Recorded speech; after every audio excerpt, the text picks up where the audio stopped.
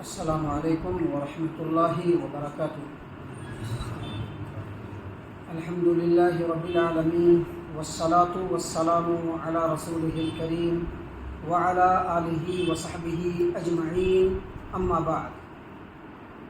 عن ام المؤمنین عائشہ رضی اللہ عنہا قالت کان النبی صلی اللہ علیہ وسلم اذا دخل العشر شد مئزرہ وأحیا لیلہ وأيقظ أهله، رواه البخاری في صحیحہ فی کتاب فضل لیلۃ القدر۔ محترم سامعین اکرام، صحیح البخاری کتاب فضل لیلۃ القدر حدیث نمبر 2024، ام المؤمنین سیدہ عائشہ رضی اللہ عنہا روایت کرتی ہیں کہ جب عشرہ داخل ہوتا تو پیارے رسول صلی اللہ علیہ وسلم اپنی کمر کس لیتے تھے، اپنی راتوں کو زندہ کرتے تھے اور اپنے اہل و عیال کو جگاتے تھے۔ سامعین اکرام، یہ جو حدیث ہے صحیح البخاری کی، اس حدیث کو رمضان کے آخری عشرے کے مناسبت سے آپ کے سامنے پیش کیا گیا ہے، کیونکہ اس حدیث کے اندر نبی اکرم صلی اللہ علیہ وسلم کی زوجہ محترمہ ام المؤمنین عائشہ رضی اللہ عنہا کا یہ کہنا کہ کان النبی صلی اللہ علیہ وسلم اذا دخل العشر، جب عشرہ داخل ہوتا تو عشرہ سے مراد رمضان کا آخری عشرہ، اگر 30 کا رمضان ہو تو 10 روز، اور اگر 29 کا رمضان ہو تو 9 روز۔ تو یہ جو 9 روز ہے یا 10 روز ہے، یہ رمضان کا آخری عشرہ ہے۔ محترم سامعین اکرام، اس حدیث میں سیدہ عائشہ رضی اللہ عنہا نے یہ بیان کیا ہے، یہ فرمایا ہے کہ جب رمضان کا آخری عشرہ داخل ہوتا تھا تو نبی اکرم صلی اللہ علیہ وسلم اپنے کمر کو کس لیتے تھے۔ اس کا مطلب یہ ہے کہ آپ صلی اللہ علیہ وسلم عبادت کے لیے بالکل الرٹ ہو جاتے تھے، بالکل چست ہو جاتے تھے، بالکل ریڈی ہو جاتے تھے، بالکل عزم اور ارادہ فرما لیتے تھے۔ سامعین اکرام، یہ بات بالکل معلوم ہے کہ اللہ کے رسول صلی اللہ علیہ وسلم صرف رمضان کے آخری عشرے میں نہیں، بلکہ آپ صلی اللہ علیہ وسلم پوری زندگی عبادت کے لیے ہمیشہ الرٹ رہتے تھے، چست رہتے تھے، ہمیشہ عبادت کے اوپر کمر بستہ رہتے تھے۔ اللہ تبارک و تعالیٰ نے قرآن کریم کے اندر پیارے رسول صلی اللہ علیہ وسلم کو واضح طور پر فرما دیا کہ وَاعْبُدْ رَبَّكَ حَتَّى يَأْتِيَكَ الْيَقِينُ، اے نبی صلی اللہ علیہ وسلم، آپ اپنی موت تک اللہ تبارک و تعالیٰ کی عبادت کے لیے کمر بستہ رہیے۔ تو نبی صلی اللہ علیہ وسلم ایسا نہیں ہے کہ صرف آخری عشرہ کے لیے کمر بستہ ہوتے تھے، بلکہ نبی صلی اللہ علیہ وسلم ہمیشہ اللہ تبارک و تعالیٰ کی عبادت کے لیے کمر بستہ رہتے تھے۔ لیکن اس حدیث سے ہم یہ اندازہ کر سکتے ہیں کہ جب رمضان کا آخری عشرہ آتا تھا تو اللہ کے رسول صلی اللہ علیہ وسلم کس قدر عبادتوں میں مشغول ہو جاتے تھے، ہم اس حدیث سے اندازہ کر سکتے ہیں۔ سامعین اکرام، یہ جو حدیث ہے، اس حدیث میں رمضان المبارک کے آخری عشرہ کی نبی صلی اللہ علیہ وسلم کی 3 سنتوں کو سیدہ عائشہ رضی اللہ عنہا نے بیان کیا ہے۔ پہلی سنت، جیسے ہی آخری عشرہ آتا تھا رمضان کا، نبی صلی اللہ علیہ وسلم اپنی کمر کو کس لیتے تھے، کمر بستہ ہو جاتے تھے۔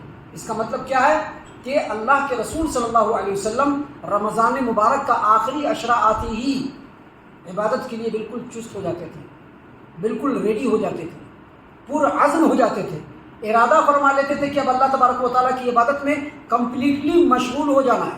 یہ پہلی سنت۔ دوسری سنت، نبی صلی اللہ علیہ وسلم اپنی راتوں کو زندہ فرماتے تھے۔ احیا لیلہ کا مطلب یہ ہے کہ اپنی راتوں کو زندہ فرماتے تھے۔ راتوں کو زندہ فرماتے تھے، کیا مطلب؟ رات کو سوتے نہیں تھے، بلکہ رات کو عبادتوں میں مشغول ہوتے تھے۔ جو لوگ بھی سعودی عرب سے ہو کر کے ادھر آئے ہیں، جو لوگ بھی سعودی عرب میں رہ کر کے ادھر آئے ہیں، ان کو معلوم ہوگا کہ سعودی عرب کے اندر خاص طور سے رمضان کے آخری عشرے کی تمام راتوں میں لوگ مسجدوں میں بیدار رہتے ہیں، اور اس کے لیے خصوصی طور پر اعلان ہوتا تھا۔ یہ اور بات ہے کہ ہمارے یہاں ایسا نہیں ہے، ہمارے یہاں تو شب قدر کے بارے میں بھی لوگوں کو ٹھیک ڈھنگ سے معلوم نہیں ہے، طاق راتوں کے بارے میں بھی ٹھیک ڈھنگ سے معلوم نہیں ہے۔ اس کا مطلب یہ ہے کہ آج کے ڈیٹ میں بھی ہم لوگ علم کے معاملے میں بالکل یتیم ہیں۔ جیسے باپ ماں کے بغیر بچہ ہوتا ہے نا، ایسے ہی آج کے ڈیٹ میں بھی چاہے لوگ کتنا ہی دعویٰ کیوں نہ کر لیں، چاہے لوگ دل میں کیوں نہیں سمجھے کہ ہم بہت جانتے ہیں، لیکن کچھ بھی نہیں جانتے۔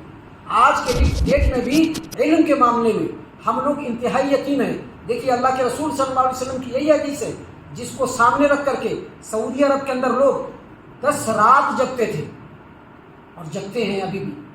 اس کے بارے میں خصوصی طور پر لوگوں کے اندر اویئرنیس لایا جاتا ہے کہ 10 رات جگنا ہے.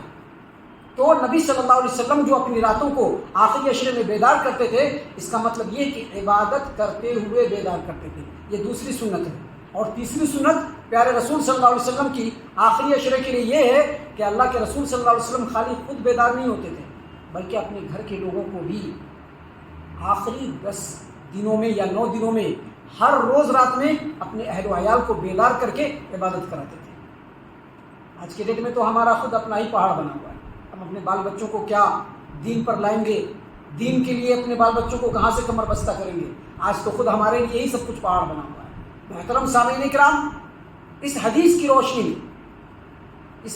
روشنی میں نبی صلی اللہ علیہ وسلم کی ان 3 سنتوں کے بارے میں امت کی یہ ذمہ داری بنتی ہے کہ ان 3 سنتوں کو رمضان کے آخری عشرے میں اپنے اندر بھی لاگو کریں.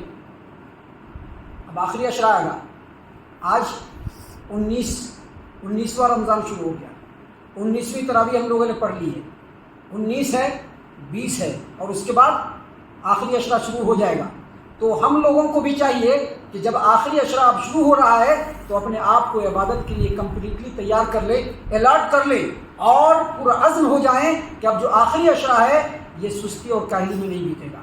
محترم سامعین کرام، دوسری سنت بھی ہمیں سمجھ لینا چاہیے کہ جہاں ہم عبادت کے لیے تیار ہوں وہی راتوں کو جگ کر کے اللہ تبارک و تعالیٰ کی عبادت کرتے ہوئے اپنے راتوں کو زندہ کریں.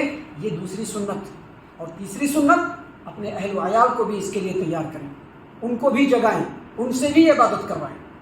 سامعین کرام، نبی صلی اللہ علیہ وسلم کی جو یہ سنت ہے اللہ کے رسول صلی اللہ علیہ وسلم کی تمام امت کے لیے، لیکن یہ بات بھی اپنی جگہ پر بالکل اٹل حقیقت ہے کہ ہر آدمی صحت کے اعتبار سے، طاقت کے اعتبار سے اور عزم و ہمت کے اعتبار سے برابر نہیں ہو سکتا. ہر آدمی کے اندر طاقت و قوت کی بھی کمی ہے، کسی کے اندر طاقت و قوت کی زیادتی ہے. کوئی آدمی بہت زیادہ الرٹ ہے، چست ہے، پھرتیلا ہے، لیکن کوئی آدمی اس کے مقابلے میں بالکل برعکس ہے. کوئی آدمی اپنے اندر وہ طاقت نہیں رکھتا ہے، اور کسی آدمی کے اندر ہمت بہت زیادہ ہے اور بہت سارے لوگ ہمت کی کمی بھی اپنے اندر پاتے ہیں. لیکن اس کے باوجود ان تینوں سنتوں کو مد نظر رکھتے ہوئے رسول اللہ صلی اللہ علیہ وسلم کی امت کے ہر آدمی کو چاہیے کہ جس قدر ہمت ہے، جس قدر استطاعت ہے، جس قدر طاقت ہے، ان 10 دنوں کے اندر اللہ تبارک و تعالیٰ کی عبادت کو انجام دے اور اس میں کوتاہی ہرگز نہ برتے. محترم سامعین کرام، اس حدیث کی روشنی میں یہ جو آخری عشرہ ہے اس کو جو عبادتوں میں گزارنا ہے اور خاص طور سے رات کو جو زندہ کرنا ہے، یہ رات یعنی رات میں عبادت کرنا ہے. عبادت کرنے کا مطلب یہ ہے کہ کثرت عبادت کے ذریعے سے رات کو زندہ کریں. ابھی ہمارے یہاں ہوتا کیا ہے، طاق راتوں میں بھی لوگ جگتے ہیں، تو کچھ لوگ تو جگتے ہیں واقعی عبادت کرنے کے لیے، لیکن کچھ لوگوں کا مشغلہ کیا ہوتا ہے، آپس میں بیٹھ کے باتیں کر لیں گے، باہر بیٹھ کر کے کچھ نہ کچھ کرتے رہیں گے، یا نہیں تو وقت گزاری کرتے رہیں گے. بہت سارے لوگ موبائلوں میں مشغول رہیں گے. یاد رکھیے، فضول جگنا یہ عبادت نہیں ہے. رت جگہ خالی کر لینا یہ عبادت نہیں ہے، یا موبائلوں میں مشغول رہنا یہ رات کو زندہ کرنا نہیں ہے. بلکہ اگر کثرت عبادت کے ذریعے سے ان راتوں کو بیدار کرنا چاہتے ہیں، زندہ کرنا چاہتے ہیں، تو لوگ لغویات سے، فضولیات سے اور بیکار کے کاموں سے بچنا ہوگا. اور اس میں خاص طور سے گھر کے جو ذمہ دار ہیں ان کو الرٹ رہنا ہوگا، یا پھر سماج و معاشرے کے جو ذمہ دار ہیں ان کو الرٹ رہنا ہوگا. یاد رکھیے، اگر اللہ تبارک و تعالیٰ نے آپ کو سماج و معاشرے کا ذمہ دار بنایا ہے یا کسی بھی جماعت و جمعیت کا ذمہ دار بنایا ہے تو آپ کو دیکھ کر کے بھی لوگ سیکھتے ہیں. اگر آپ اچھا کریں گے تو لوگ اچھا سیکھیں گے، اور آپ ہی اچھا نہیں کریں گے تو لوگ کیا خاک اچھا سیکھیں گے. جو ہمارے ذمہ داران ہیں ان کی بھی بہت بڑی ذمہ داری ہے، لہذا ان کو چاہیے کہ عقل مندی سے کام لیں. عقل مندی سے کام لیتے ہوئے خود بھی اپنی دنیا اور آخرت کو سنواریں اور لوگوں کے لیے بھی نمونہ بن جائیں. محترم سامعین کرام، اس حدیث کی روشنی میں ہمیں ایک بات یہ بھی پتہ چلتی ہے کہ ہمیں ان تینوں سنتوں کو یاد رکھتے ہوئے یہ سوچنا چاہیے کہ ہم ان سنتوں کے بارے میں کیا پلان کر رہے ہیں. ان پلان کو سامنے رکھ کر کے آگے کے 10 دن کو اسی طرح سے گزارنے کی کوشش کریں.